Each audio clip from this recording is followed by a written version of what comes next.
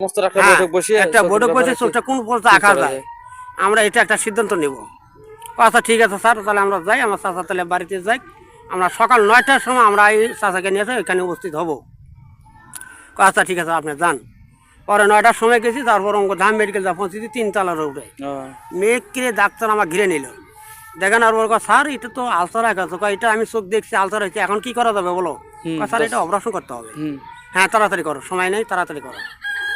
Operation করো 3 মাস, আমি operation করো 3 মাস, আমি চোখে কোনো পানি টান দিবে না করছে, ওষুধপাতি দিবে না করছে। ওষুধপাতি খেলাম, ডুরুপ দিলাম, পরে হঠাৎ করে আসছে 2 মাস আগে এই যে ব্যথা, কোন ব্যথা আসছে একদম। অপারেশনের পরে এই কেসটা? হ্যাঁ অপারেশনের পরে এই কেসটা। তারপরে তুলে দিছে ওরা? হ্যাঁ শোনেন, তারপর আমাকে ওই ওখানে বড় মেডিকেল বড় তারা বললো বাবা শোনো, আপনার মাথা ব্রেন সরা যাবে না, আর যে চিকিৎসা করতেছে কোনো রুগী তো ঘুম পাচ্ছে না।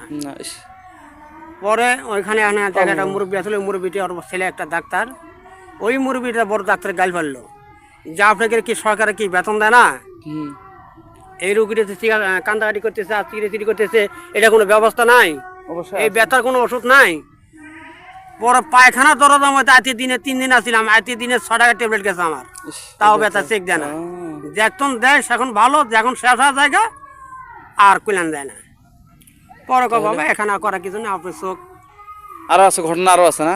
এই তো হয়ে গেছে, কয় যে এটা চোখ আর আপনার টিকবে না, আপনার চোখটা উঠায় নাও। তখন তুলে নিলেন, চোখ তুলে নিলাম। এখন আল্লাহর মতো সুস্থ আছেন তো? এখন কোনো ব্যথা অসুস্থ নাই? হ্যাঁ আল্লাহ দিলে আপনার বর্তমানে আপনাকে আল্লাহ সুস্থ রাখুন। প্রিয় দর্শক দোয়া করেন ইনশাআল্লাহ।